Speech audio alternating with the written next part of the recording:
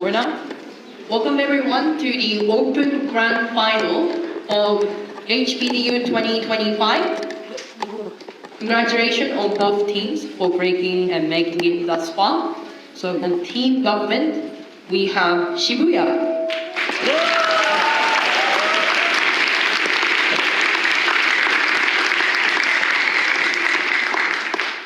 On team opposition, we have Makuhari.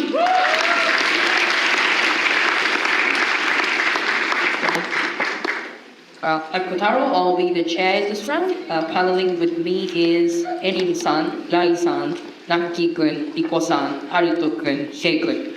So we have a wonderful 7 panels here. So the motion before the House today is, this House believes that globalism has failed the working class. So before we get started with the round, does everyone consent to being recorded? Yeah, okay. Alright, so without any further ado, I would like to call upon Prime Minister to open the case that stands in their name. Here we are.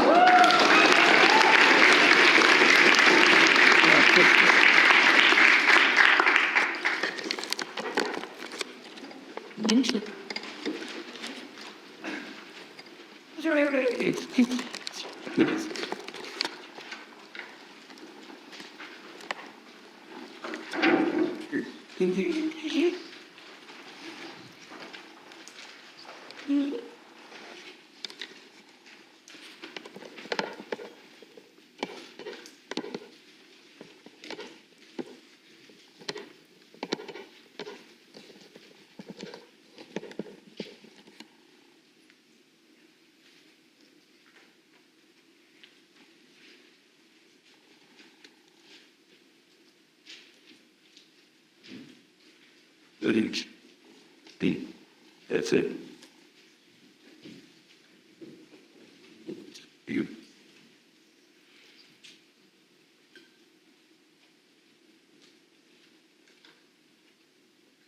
Globalism has exploited so many workers around the world. It's caused so many economic crises to affect millions and billions more working class than it would have occurred if there was no globalism. We want to protect workers on our side today, so proud to propose. Before we move on to our 2 arguments, firstly on the rise of global monopolies and competition, and secondly on the chain reaction of economic crisis, we have 3 pieces of framing. Firstly, what is our stance?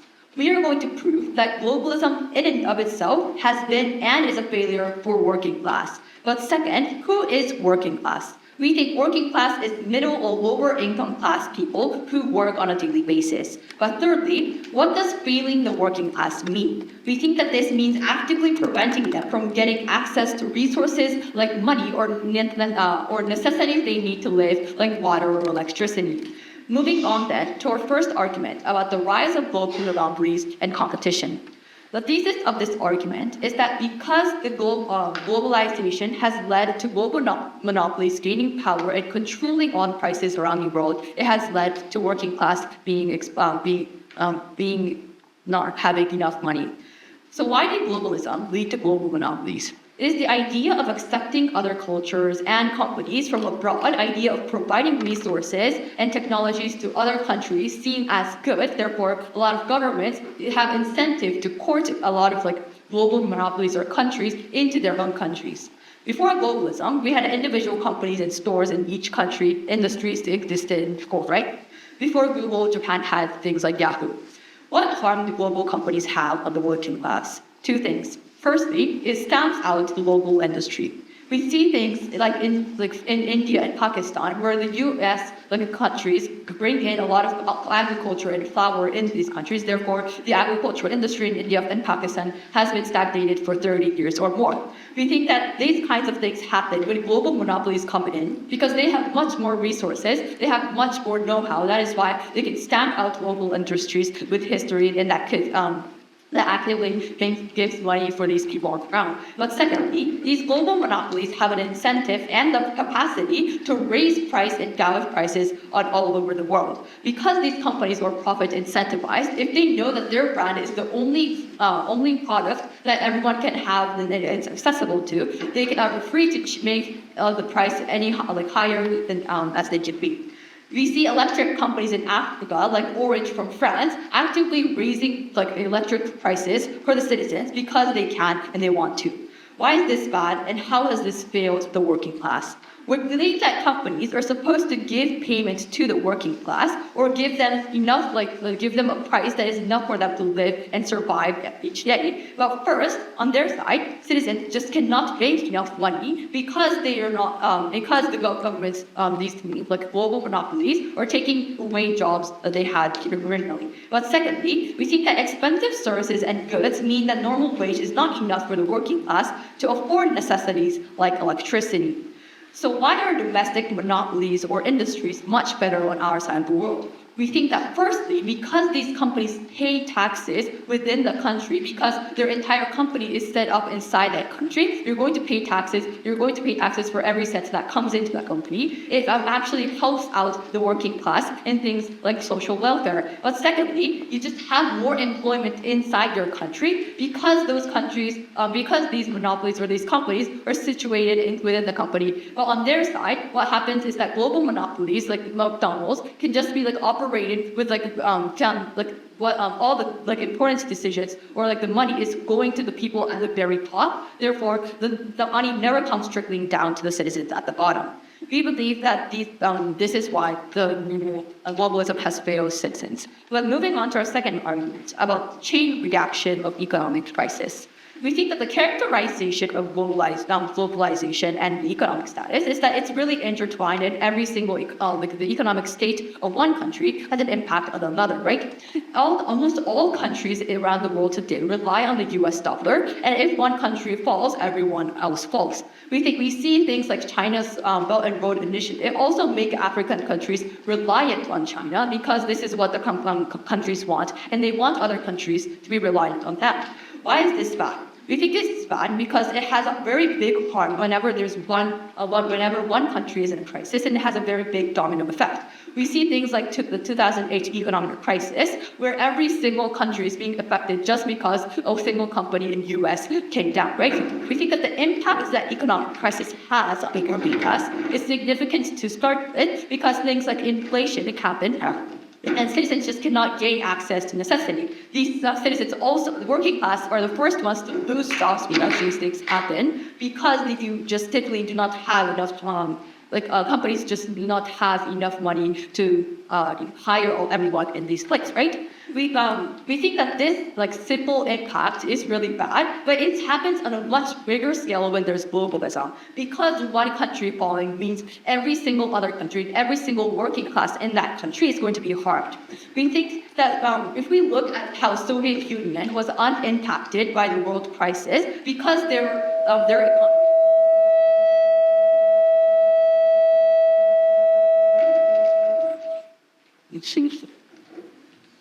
Because their company was just Soviet Union's economy simply was not connected to any other country, right? But they were the only ones standing after the world crisis happened. We think that these not having globalism prevents countries from being thrown down with domino effect. So why can't countries grow by themselves on our side of this paradigm? Firstly, we think government on our side has an incentive to invest into long-term initiatives like education instead of short-term policies like reducing introducing minimum wage laws. We think that governments just have an incentive to prevent these economic crises. Don't have to care about economic crisis happening on the other side of the globe when they can just focus on domestic problems. But secondly, they're likely to regain industries that are just part of the economy instead of letting it be controlled by other countries abroad. We see many African countries having national industries controlled by colonial power, like Senegal's mines being controlled by France. We think that if these things do not happen through globalization, a lot of countries will have power on their own, and they will be able to grow without the chain reaction and without having to fear the other side of the countries on the other side of the world, really. Because we protect the working class better on our side, so proud to be participating.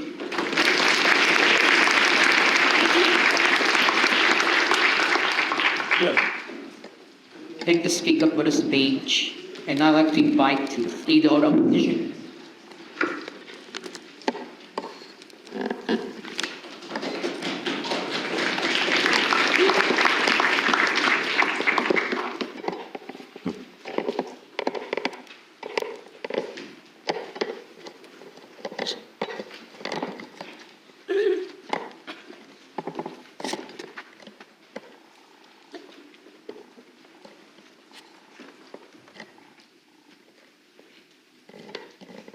Okay. In my speech, I'm going to be doing two things. Firstly, I'm going to be starting with rebuttals, and secondly, I'm going to be giving you our arguments. Now, firstly, on rebuttals, we have one main argument, our rebuttal for today, and it's on how government side said that the benefits from globalization will trickle down to the working class, and my rebuttal to this will be explained in my argument. Our main argument that we're going to present to you today is the better quality of life for the working class through economic growth.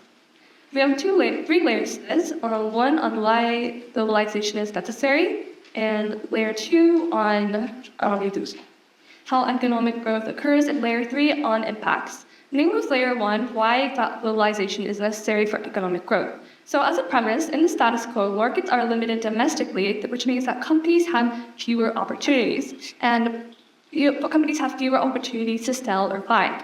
So what we're going to say, we say globalization is necessary on 2 points.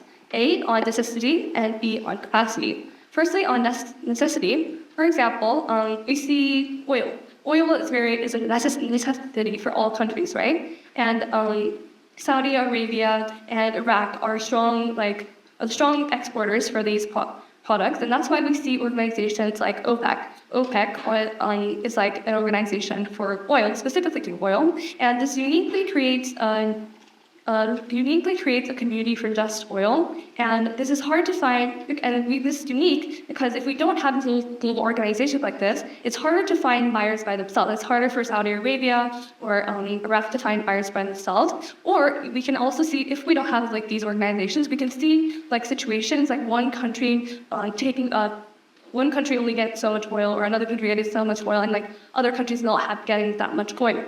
So there's treaties. So for example, in OPEC, there's like treaties for fairness, right? And on B, capacity. So people who can, in the status quo, who can afford these things are produced. And when companies want to sell their products, when companies want to sell their products, they move their headquarters factories to developing countries, and this means more services for the people in the developing countries, and it's essentially more jobs for the working class. So the implication of this is that by opening up like market borders gives more access, because more access means more buyers and more incentive. Well, why is this important? We see a lot of countries relying on exports. For example, Korea relies heavily on Samsung chip exports, and for example, Iran, 90% of their profit comes from exports, and Saudi Arabia too. They profit a lot from their oil industry.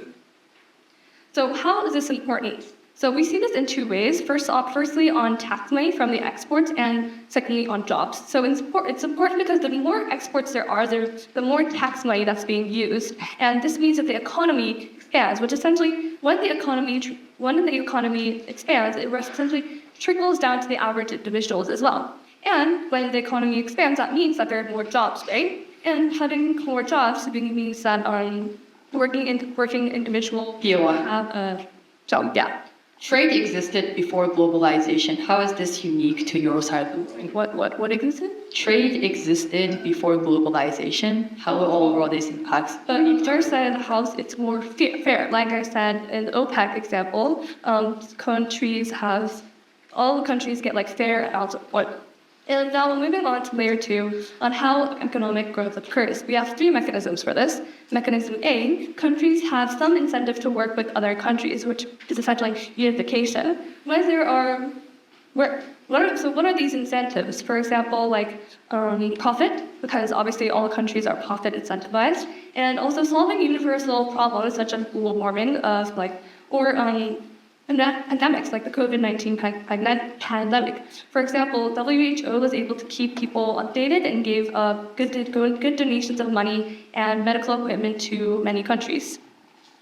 This means that the unification will allow countries to help each other in economic crises.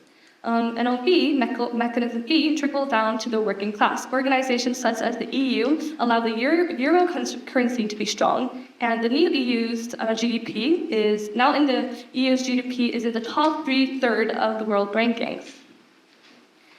And services such as no tariffs between the countries exist as well. We see this in ASEAN, or ASEAN plus 3, ASEAN plus 10, and there's also going to be less sanctions as well. Financial aid and military aid in occurrence of war and unpredictable situations are also a reason why we think globalization is good.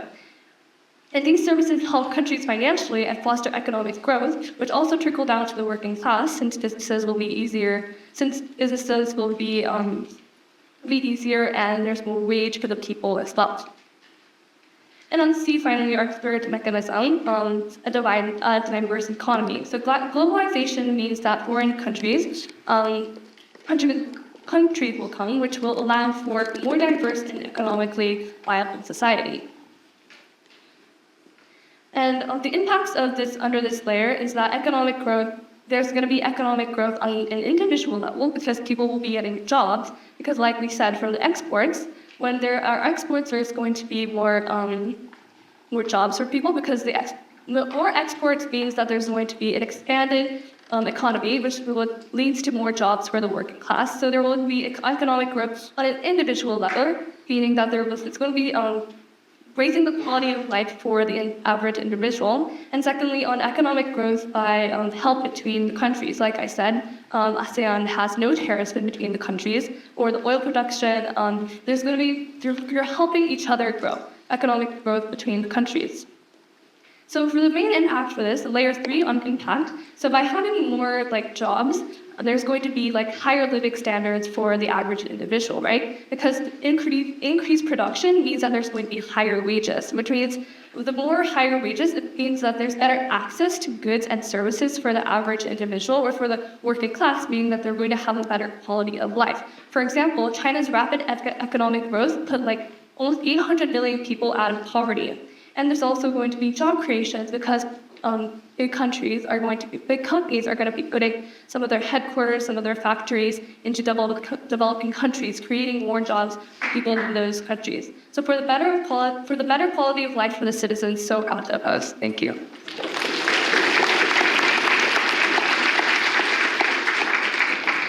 Thank the speaker for the speech. I'd like to pull up all this out.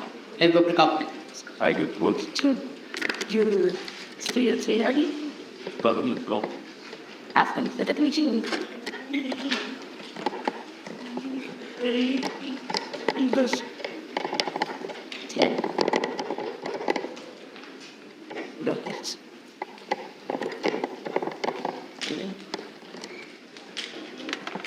What is it? Do they still? It's the. What's the curious? Taxi.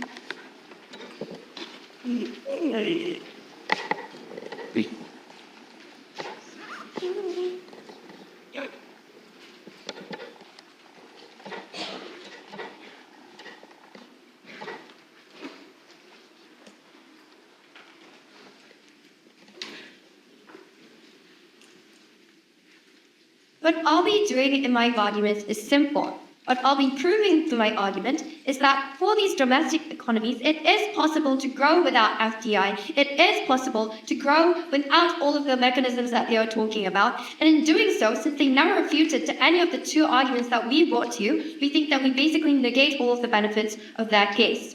With that then, why is it possible for domestic industries to grow even without international help on our side of the house? Firstly, I want to flag that at once, we think that trade will happen on either side of the house. Because even before globalization happened, in the ages of the Bronze Age or whatever, we think that there's still, trade did still occur to some extent.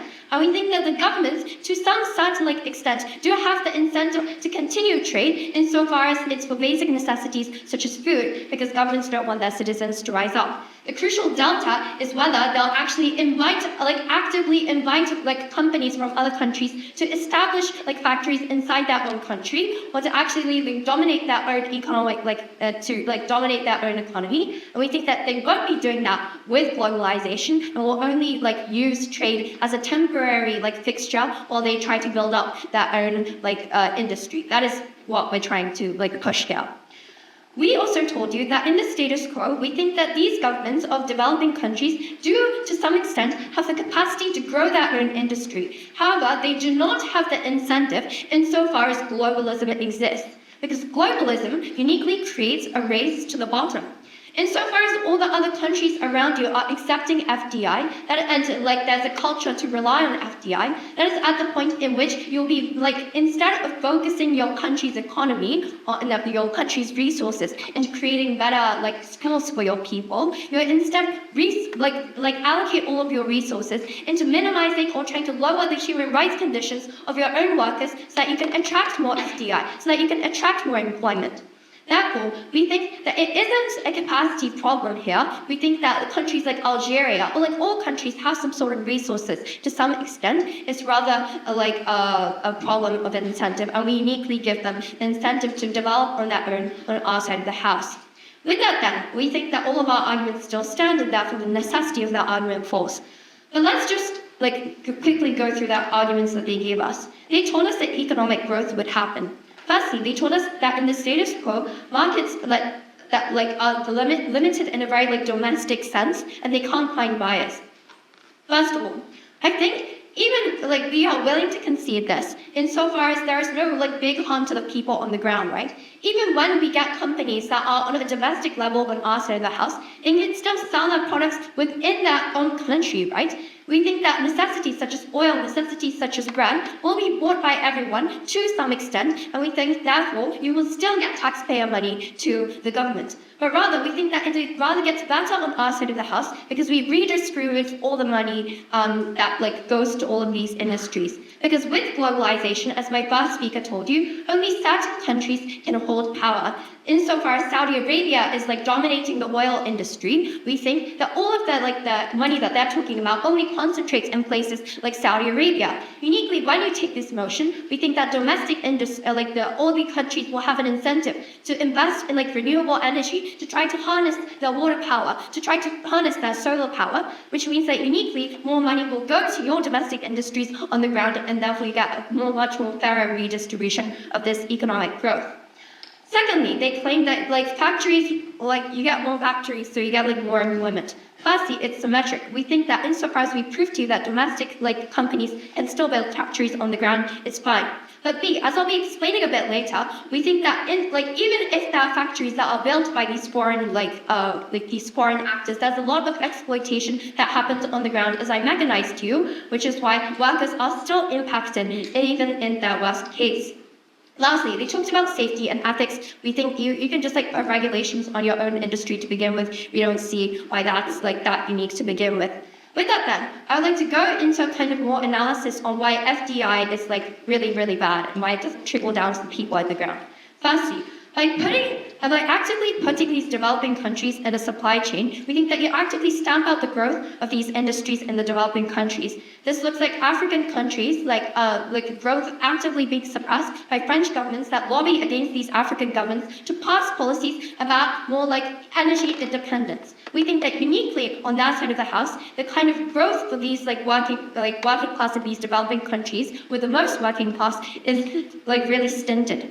But secondly, as I said earlier, there is a race to the bottom. And insofar as workers are being exploited on a day-to-day basis, we think that even if we concede that they do get some amount of pay, in the first place, we think that there isn't much pay when compared to ethical companies that will provide pay on our side of the house. For all these reasons, so proud to stand the equal time proposition today. Thank you.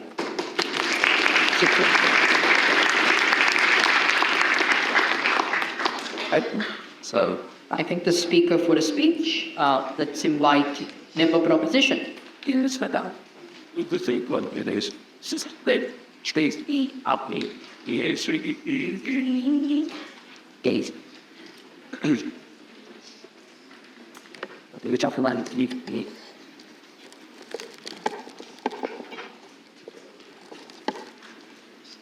Yes, Clear cut. is that you? It's today. Please.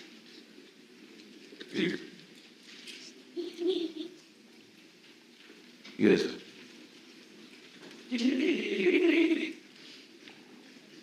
This sheets will be just dragging on it. Yes.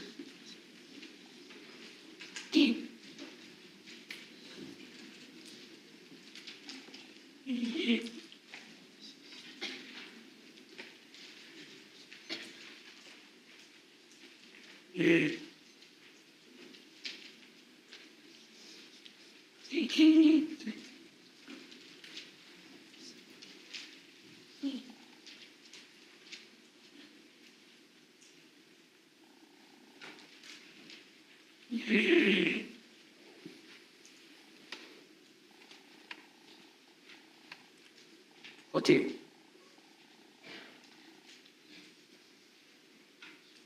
Actually,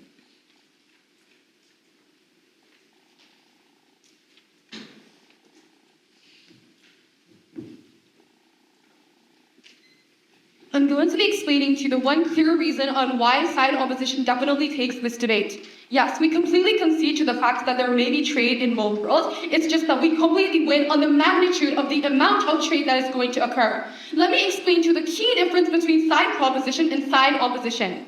On side proposition is a world where, for example, one country can only sell to the amount of people in their country, or best case scenario, the amount of the really small magnitude of the people around them. However, comparatively, on side opposition side, because of all the illustrations first speakers explained to you, like OPEC, organizations like OPEC or like NATO, you have access with different other countries. You have connections there who can lead you to give you opportunities to sell to other countries, which means that we simply win on the magnitude of impacts regarding the trade. So we definitely take this clash. Okay, I'd like to do two things within my speech. First, I'd like to rebut and kick out their entire points on the risk of global monopolization, and my second speaker will deal with their second argument. And the second thing I'd like to do is explain why our impacts are so much more important. First, on their argument of risk of global monopolization. So they give you some mechanisms here on that stores, little small companies are going to be kicked out because the big companies are going to monopolize. What? I think I'm going to flip this here. So small businesses are going to be able to keep their costs down because they actually have a really close-knit buyer people. So if what proposition side says is true, and industries are going to jack up their prices like they said, I think that actually smaller businesses have a bigger chance in surviving in the industry because their prices are going to stay the same and be more attractive to the civilians. While on their side, the big companies are going to have higher prices, which makes them less attractive to consumers. I think that this stands because on their characterization, they use the example of Africa 3 times. On Africa, we're talking about developing countries. I think that's what they're trying to illustrate. And these countries, individuals do not have the financial capacity to even be able to afford these jacked up prices. So I think that it's going to be likely that these small businesses are going to be the ones they rely on, especially because they have a trust relationship with them. Secondly, I think it's symmetric in best case. So there's going to be disproportion between bigger companies and smaller companies because just because globalization doesn't exist, it doesn't change the fact that these bigger companies have more influence and the smaller companies have little influence because the bigger companies just have more money than them, which means that it gives them more possibilities to do lots of things. Like they're going to be able to advertise more, or they're going to be able to buy more, build more infrastructure, build more factories. They have more possibility of doing things. So I think it's at best symmetric. B, I'm going to talk about the jacked up prices. I have three rebuttals for you. First, on how it's untrue. The characterization that they give to you of how these poor people are still poor to the point that they can't even afford anything, that literally proves our point. And companies have no incentive to jack up prices because they're still profit incentivized. They're not going to jack up prices to the point that they miss out on profits. If these companies are going to spend so much money making all of the products that they want, obviously they want the civilians to buy these things. So they have little incentive to jack up prices because what is the point of jacking up prices if no one's going to buy your things? Secondly, I'm going to say that there are laws in place. I think that the government side talks about their argument in the most uncharitable way to opposition side. They talk about how it's only developing countries, but judge, this motion is not only about developing countries, it applies to the developed countries because globalization talks about the entire world. For example, there are laws in place, like in the USA, there are a lot of laws that prevent companies from monopolizing or jacking up prices. There are proper laws that prevent these things, and also there are human exploitation rights. They prevent these companies from exploiting people. So I think that all of their things, they have to prove why these laws are not going to exist and why their impacts are going to occur, as well as the fact what is the incentive for these big companies to jack up their prices despite knowing that these people can't even afford them. Third, I'm going to flip their entire case. More companies are going to have, because there's going to be more companies, it's better because civilians are going to have more options. Currently in the status quo, let's just follow their characterization of developing countries, they have limited options. They only have the small businesses around them, which gives them limited services. For example, there's limited grocery stores, or there's limited clothing stores. So they only get a limited amount of things that they can get. However, when this globalization occurs, there's lots of companies that come in to your country, which means that there's more options that they can choose from, which is financially better for them because they get to choose what they want to buy.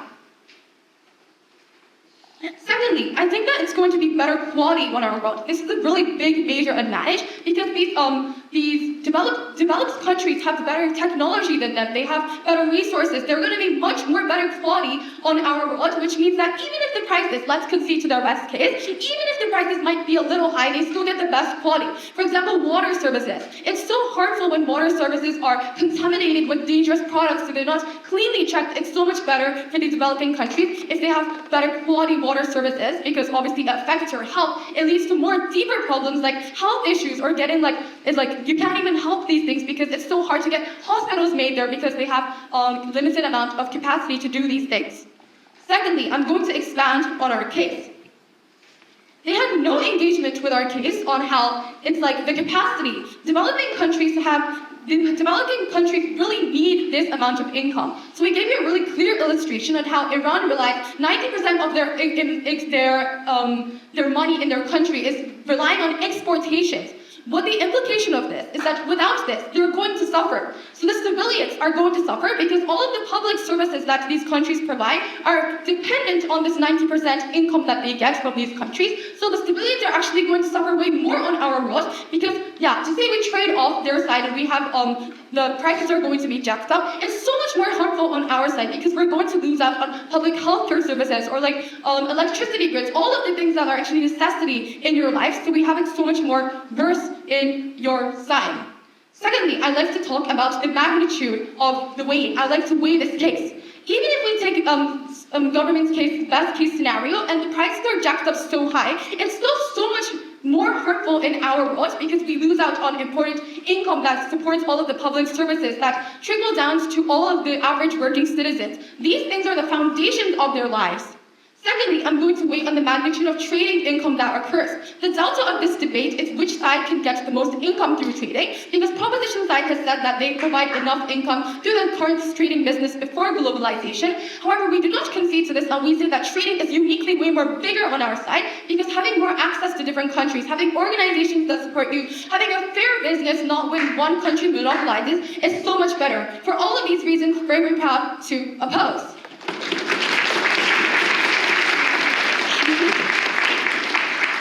I think the speaker put a speech that's now called on government with. You are centered within. See, they get to. Moments. Yeah. You mean? Like to do this. Anything,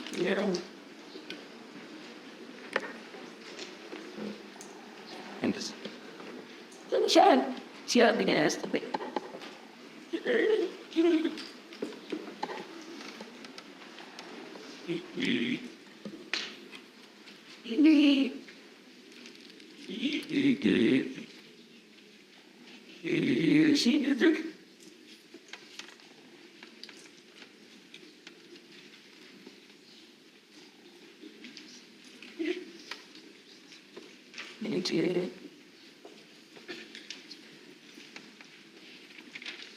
To me, things was see you guys in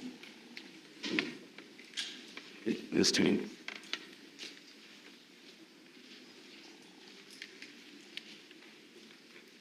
There's a turn.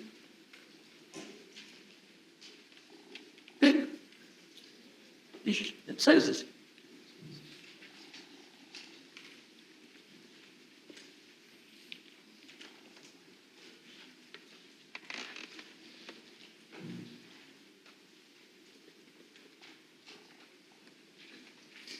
Yes.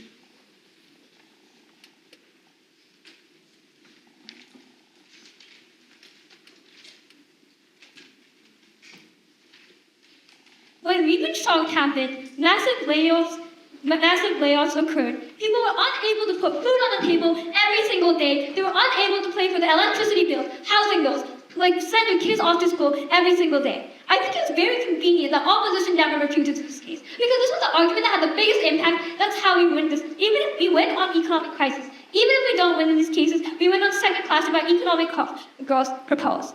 I want to talk for two classes in my speech. One, about economic crises. Secondly, about economic growth. Whether it trickles down to the people on the ground in terms of wages and cost of products. Before that, I want to clarify one thing.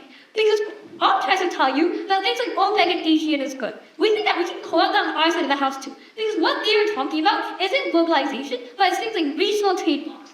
We think this happens on our side of the house too, because the nature of these things is that these are countries that have very similar situations going on, economic situations going on, and then decide to go on together and try to get themselves out of this situation they're in. We think uniquely, globalization refers to a situation where there's often one really big superpower like America and China, and they also have dominate the other countries.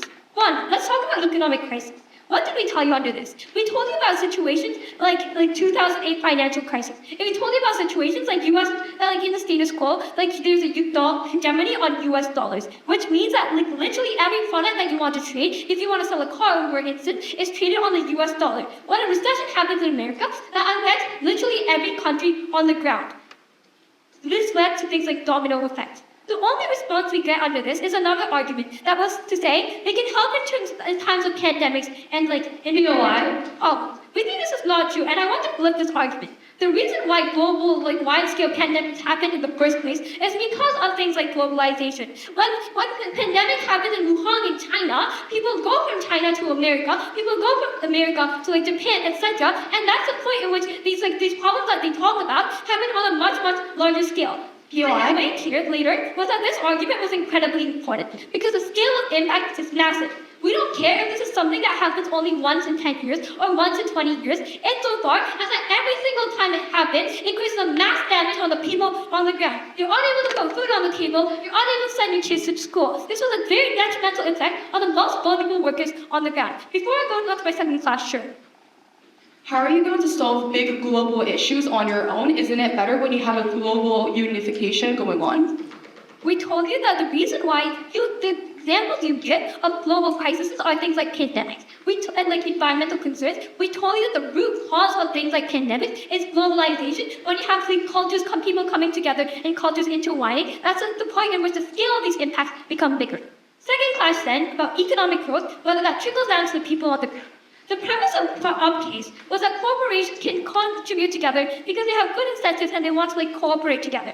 We don't think this is true because the primary incentives of these corporations, multinational corporations, is that they want relative power and they want more power than other companies because they have profit incentivized, right? All of which proves to you that they want to outcompete the other companies, meaning that they're never ever going to cooperate on their side of the house. They're going to exploit the local industries on the ground. The first thing they tell you under this, though, is that they get diversification of economy. We don't think this is true. Rather, you get worse diversification of economy. Because when you have multinational corporations crowding out local industries on the ground, that's the point in which you get less investment into things like local industries. So when Uniqlo or Shein comes into Bangladesh, literally every other clothing industry in Bangladesh or Indonesia gets crowded out because they cannot compete against those companies. When Honda and Toyota goes into Thailand, literally every other investment doesn't even occur in these car industries, even if they exist in the first place, all of which proves to you that you actually get a monopoly of industries on their side of the house too. But then the impact on this was that to say on their side, people get better jobs because they get higher payments. We told you that this was not true. Rather, you get low wages on their side of the house because, as my second speaker said, you get to race to the bottom of this stack. Because all these developing countries want to attract investment, and therefore they will lower the minimum wage of their country much more than literally every other developing country out there. All of which proves because they're over-reliant on these corporations. All of which proves to you that even if you might get more jobs, these jobs in the long term will always be exploitative to these workers, and they will always be at a low wage. Second thing, the impact on this was that you get taxes from exports, right? I think that's symmetrical on our side insofar as we're able to prove to you that domestic industries exist, and therefore if they're bigger, because we proved to you that they can also export arms at the house, I don't think their argument stands.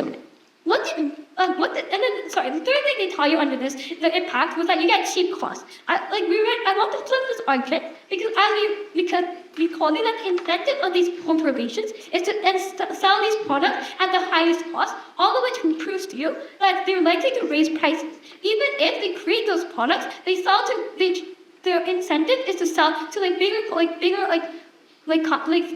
countries, other countries like America, where they are able to sell products at a higher cost, all of which proves to you that to the people on the ground, like in developing countries, they are unable to buy those products because they are often at a much higher price, and they're at a price that people in like America cannot afford, etc. This is why, for example, when you have oil in many Arabian countries, people on the ground are oftentimes unable to buy it because they're oftentimes exported to countries like America, and those are the places where it's structurally prioritized. What did we tell you under this? We told you that it oftentimes stamps out local industry. They're able to jack up prices, and all this leads to things like unemployment and high prices of products. They told you under this is that what they're thinking of two responses. One, they tell you that they will actually buy products from smaller businesses. Two responses. One, this is not true. We proved you smaller businesses do not exist in the first place. So even if you want to buy from a small business, it doesn't exist because investment concentrates to big corporations because no one wants to invest in local industries because they're risk averse. Secondly, though, we think second claim they tell you under second response we get under this is that they get better quality of products. We don't think this is true because that was contingent on them proving that low prices products exist in the first place. So even if you have better water that's better quality, if you cannot afford it, I don't think that argument is important. The way here is that this argument wins in terms of time span. That is to say, we win on long term. Because sure, maybe on their side of the house, you're able to trade more. Sure, maybe you can buy products from richer nations and you can get them. But we think that it's always a short-term impact because you'll always be dependent on these big corporations or big companies in terms of getting these products. Uniquely on our side of the house, we get sustainable change because we're able to structurally change the situation on the ground in this developing country when you're finally able to invest in local firms and we are able to get better economic change. Therefore, robust.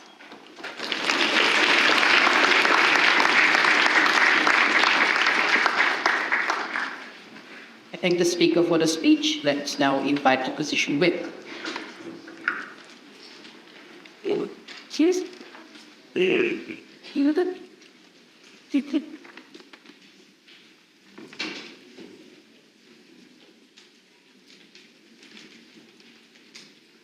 Safe.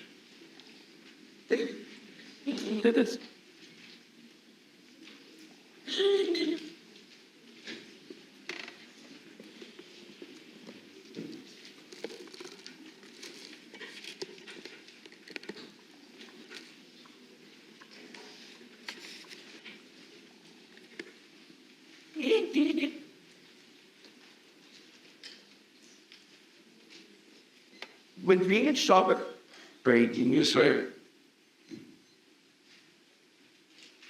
When Lehman shock occurred, countries with economic allies were the ones that were fully able to overcome this economic crisis. When COVID happened, WHO was the one who updated citizens with the news to citizens, and it was WHO who donated millions of donations and medical insurances to countries.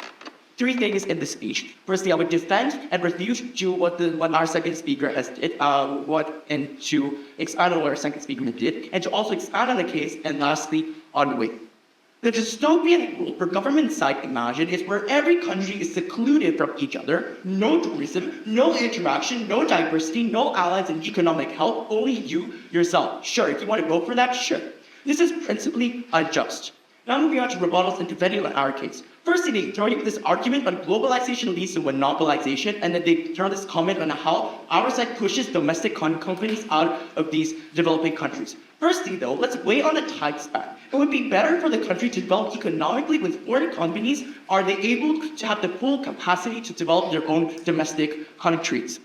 But then B, we saw that globalization in these organizations drives away, they claim that globalization in these organizations drives away government funds on domestic problems such as education and inequality. We tell you this is untrue because let's look at SDGs. SDGs are the premise of globalization. Globalization is the premise of SDGs, and because of these institutions, are we fully able to work as a as Earth whole to tackle these environmental problems. But then the second statement they throw to you is that monopolization jacks up prices. A mitigation here, we tell you that if an organization was too exploitative in that country for profit, countries can opt out of these organizations anyways, such as like, I don't know, NATO or like EU. But then B, we flip this and tell that domestic workers working in these foreign companies gets much higher wages compared to domestic companies. This also boosts employment, right? As our second speaker has clearly mentioned to you.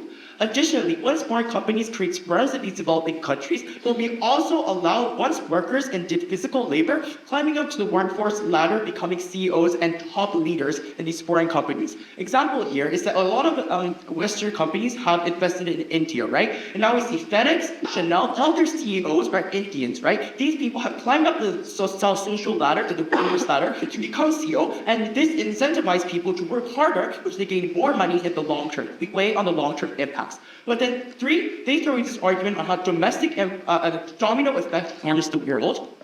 Right? We flip this argument and say that only when countries are unified are we fully able to tackle the universal problems. If a country is too independent and alienate itself in the global market, no country will help and offer alternative services. For example, I think you all know that North Korea excludes themselves from like outer world, and this I think is the world where government side is striving for.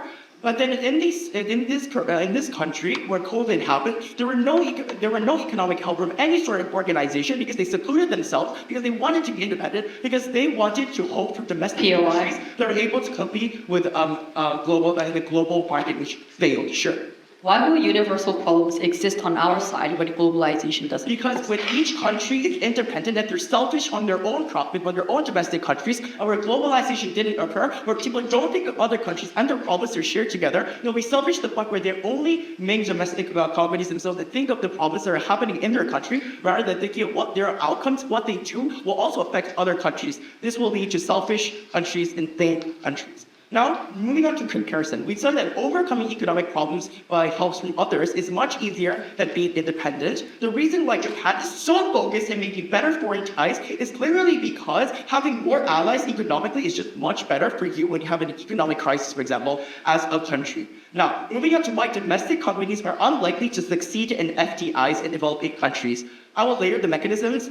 Hey, developing countries have a lack of resource assets by government to invest in startup companies domestically. Unless obviously government side can tell you that the developing countries, the governments have a lot of money where they can, invest in startup companies where they can help them economically. I don't think domestic companies just sound up here out of nowhere since they haven't recognized that. It would be much better for citizens to climb up and form big company ranks and becoming the leader of them rather than to wait for domestic change, especially in developing countries. We saw that once domestic workers prove that they can be successful in foreign countries, big companies, it will incentivize other domestic workers to do the same. But then B, we tell you this won't happen because of a lack of education in these domestic companies. Developing countries tend to lack education, so domestic companies in these countries tend not to value literacy rates for like education. However, in major foreign firms such as Apple or Nike, for example, citizens have the incentive to learn and educate themselves to read, for example, or read manuals because foreign countries just have a much higher level of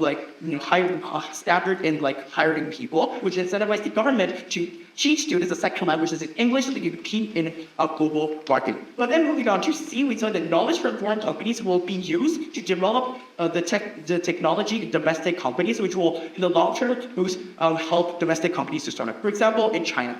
Only when Western companies such as Apple and other technological firms create companies put companies in China, are China able to learn these techniques and try to able to make a global competitive firms such as Huawei, Xiaomi, or DeepSeek or TikTok's Shein and Temu. They don't have the knowledge they can gain from these globalized market in Western societies. They won't be able to have this knowledge to start up any companies. So it'd be much better if Western companies in these developing countries could work together to create a much better society where developing countries will have a firm where it's domestically stable and both foreign friendly.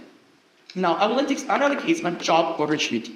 The biggest issue in developing country is people not having a job, right? People are unemployed. This uniquely creates, in our side, it uniquely creates many jobs. Because even if, let's say, we take their best case, we take the most charitable claim and say that, FDIs and foreign investment harness these developing countries because we stigmatize domestic companies. These people still get the jobs, which is just way better because they can get more income as a country, and there's more, and people can get basic health insurances and working rights when they go to these companies, right? Now, moving on to lastly on weighing. We weigh on the magnitude of, let's say, the harms of both sides. On government, the most, in their worst case scenario, like pandemic will occur, right? Versus on our side, where on our worst hardest is going to be kicking out domestic firms. If you compare pandemic and domestic firms, which one would you choose intuitively on our side? So how do you oppose things?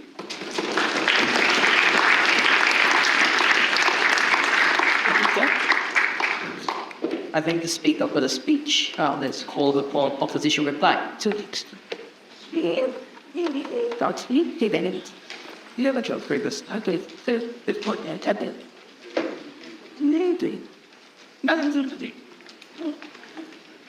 You just have to say, it's question, what will they do for two?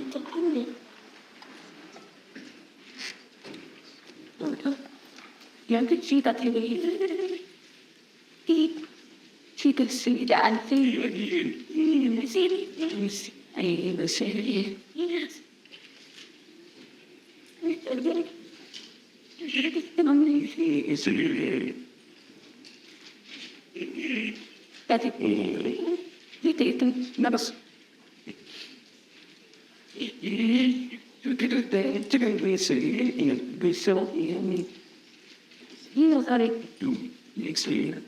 audience and the stage. Let's do.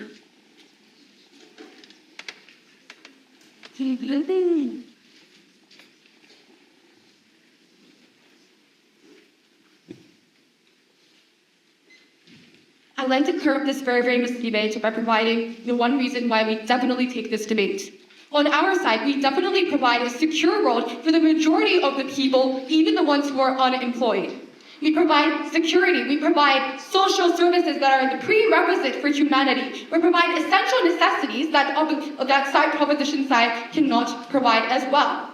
So I'd like to do two things within my speech. First, kick out the main clash point on global issues, and secondly, weigh on two metrics, one on the magnitude, and second on the vulnerability. So let me kick out the clash point on global issues.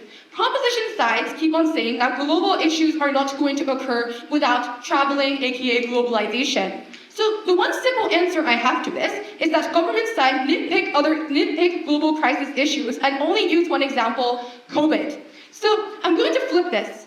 Even if we were the one who created COVID, we still have to have a safety net to prevent issues such as climate change. Climate change requires the whole cooperation of the entire world. There's no country that caused climate change. It's more to do with we need the entire cooperation. We need to solve these global issues. This is so important. A world where there is no safety net, a world where one country works independently, where there is no unification going on. How are they going to solve these big crises? So we take this clash point on the magnitude of the harms alone because we actually provide a solution to solve these things. Secondly, I'd like to do my weighing on how we have a bigger magnitude of the impacts. So proposition side provides two main impacts. It prevents smaller companies from being destroyed by big companies, and they prevent the economy from collapsing because of being reliant on one industry. So I think I'm going to take these out one by one. On the fact of the smaller businesses being taken away by big companies, we gave you three really strong mechanisms on this, and I said this in my second, and he said this in his win. So we completely told you that these smaller businesses are going to be disproportionately under than the big companies either way, whether there is globalization or not. However, we actually benefit the smaller companies. They have no engagement on my rebuttal. The bigger companies, as they said, the bigger companies are really going to jack up their prices. The smaller companies have a more chance of survival in our world because they're not going to jack up prices on our world. One thing I'd like to note is that their entire case on jacking up prices is it stands on the prerequisite of their case on smaller companies are going to be significantly harmed, because if smaller companies aren't going to be, if smaller companies are not going to be significantly harmed, yeah, the prices are going to be jacked up, but I don't think there's a big logical leap there. So on the contrary, on side opposition side, we definitely win on the terms of magnitude, because we're providing public services like essential needs like water services, and we talk about the key uniqueness. We have better quality on our side.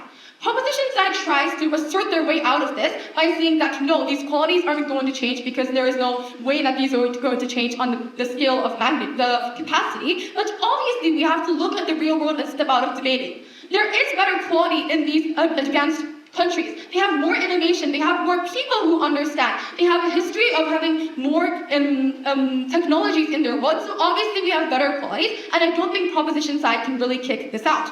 Furthermore, we provide you a really unique impact on getting more jobs on our side. Because these big developing countries are going to come to developed countries because the land is cheaper there. They're going to set up factories there, which gives these developing country people a chance to actually get a job. Because it's so hard for them to get a job because they're literally struggling. When these big factories come, they have a unique opportunity to get jobs, which is so much better for them because they get a source of income on our side. They get money.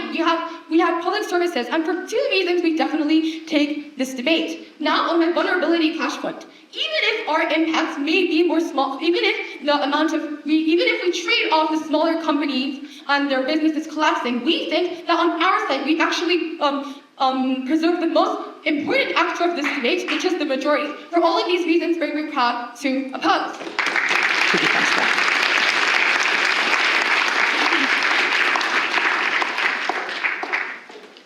We take the speaker for the speech. Let's invite the final speaker of the round to come and reply. What celebration? It's the You stay. Yes.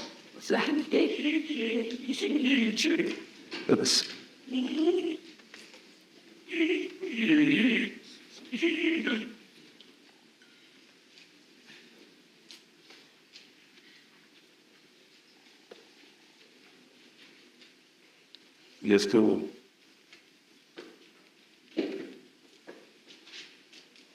Hey.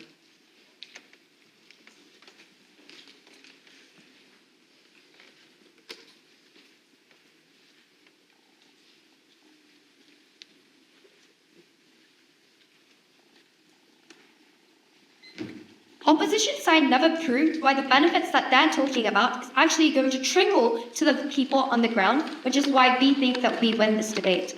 A couple of issues I would like to talk about in my speech. Firstly, on foreign companies and employment. Secondly, on crisis and weighing. And lastly, on monopoly. But firstly, on foreign companies and the employment that they provide. Opposition side said that foreign companies will be able to create employment on the ground. And they talked about how you get like Chanel CEOs who are Indian. Ultimately, we think that this is a very rare case. We think that normally foreign companies employ white people from their own company to the very top of their companies, because those are the people that they trust the most. And the people on the ground oftentimes do not have enough education to become CEOs to begin with. Even if they do become CEOs, they go out to the headquarters in England, so literally brain drain occurs. You don't see why this trickle down effect occurs to begin with. But secondly, even if we concede that somehow you get an Indian Chanel CEO, we think that the government, the profits that these companies create, these foreign companies create within these developing countries, simply goes to Google to begin with, which means that you don't really necessarily pay increase the pay for the people on the ground. Rather, you suck it up and put it to the headquarters, where the people who have the managerial positions are lounging in their chairs. Therefore, we don't think that these foreign companies have an incentive to make it trickle down to the ground. Even if we do concede that Google has a capacity to create more employment or to sell more services, we think that ultimately it does not create tax money within these developing countries. Ultimately, these people are not going to get high wages and stuff like that, and therefore all of their benefits collapse. On government, what we told you was that we still get employment on our side of the house through domestic companies who will actually employ the people on the ground into the managerial positions, prevent stuff like brain drain, and actually pay the workers on the ground well, because you have your headquarters within that country.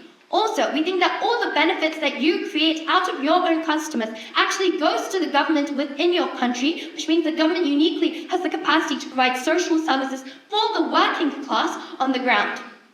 Okay. Lastly, we want to say that even if we do say that domestic companies might in the short term not have the capacity to provide good services, we think that at worst we can weigh it off because it is ultimately a very short-term harm. Insofar as domestic companies will increase on our side of the house, that is at the point in which the government will have an incentive to actually give more subsidies to these domestic companies, or the government actually has the incentive to aid these companies to begin with. Therefore, we don't think that it is the government has an incentive to actively create your own industry, and therefore you shift the incentive and analysis here. Therefore, we think that this doesn't stand. Secondly, I want to touch upon crisis. They talked about how stuff like climate change needs collective action. But I think that gets worse on that side of the house, insofar as you have a collective action problem. You think that WHO will help you, so you won't act anymore. But uniquely on our side of the house, when you only have yourself, that is at the point at which you will act on certain issues. We also think that global shocks like Lehman shock will not even occur to begin with because countries are not independent with each other. The weighing of this crisis argument is simple. Presumably, even if that side said, we don't really know the incentives of these foreign companies to begin with, so we don't know if foreign companies or domestic companies are better at the end of the day, even in our worst case. But we know for sure that because of global reliance, that obviously it's a very high likelihood that once in every 5 years, people are not going to be able to pay for the bread on the ground because of oil crises that we see happening on a day-to-day basis. Lastly, on the vulnerability of the actor that we protect. On that side, they are only protecting the people who can work at foreign companies, or presumably already educated very small amount of people. On our side, crisis literally affects every single worker on the ground. We think that in terms of impact on the number of working class people we can save, so proud to stand on side opposition today. Thank you.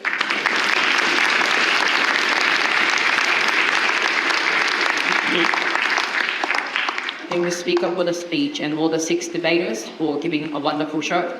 I would also like to thank all the audiences for being an amazing audience. So let's just finally give a round of applause to all the debaters.